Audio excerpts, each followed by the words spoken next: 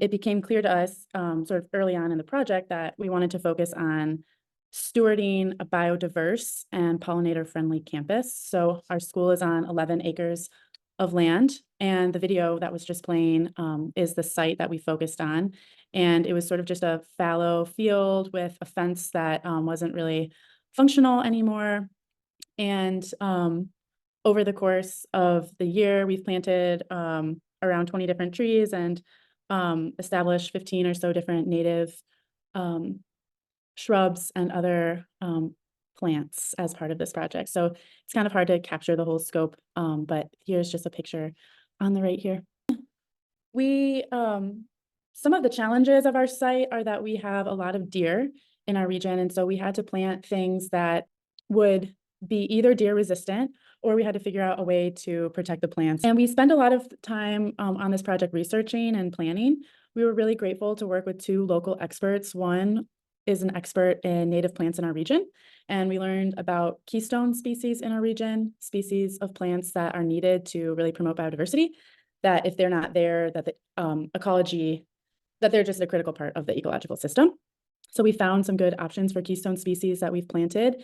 And our other project mentor works at a local biodynamic bee sanctuary. And so he advised us on plants that would be pollinator friendly. The students that were involved were a high school, so they helped with researching the plants that we were going to order, planning how we were going to plant them and the process, and then the actual planting here that you're seeing. So in the fall, we did a big planting, and then we're doing another planting actually this Friday in the spring where we are. Another exciting part of our project has been sharing about biodiversity with our local community.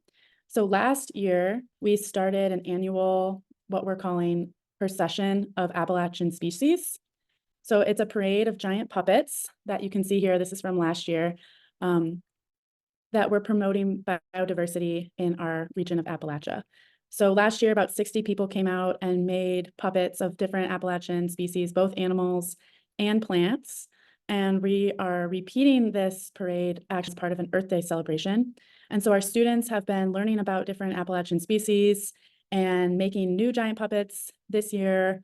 We've also been going to other local schools and helping their students make giant puppets. And we've been hosting open times for our community members to come and make puppets as well.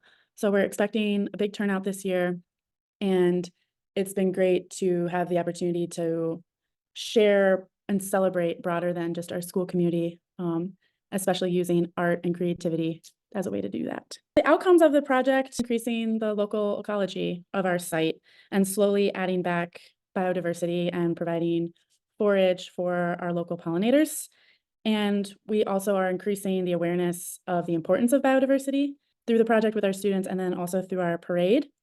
And one of the kind of unexpected outcomes of the project that will have longer term benefits are establishing for our community and our school, like getting clearer on our values and what we want to hold ourselves accountable to in terms of our ecological and sustainability efforts.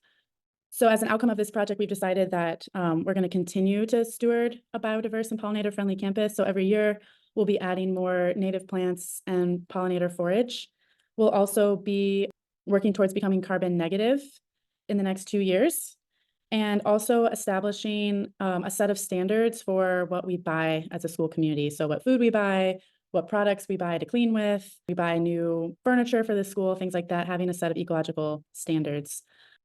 And part of our work is we help other places start schools using our curriculum and our culture design. And so the impacts, what we're doing ecologically, just in our place in Floyd, will have a rippling effect as we support other schools around the world.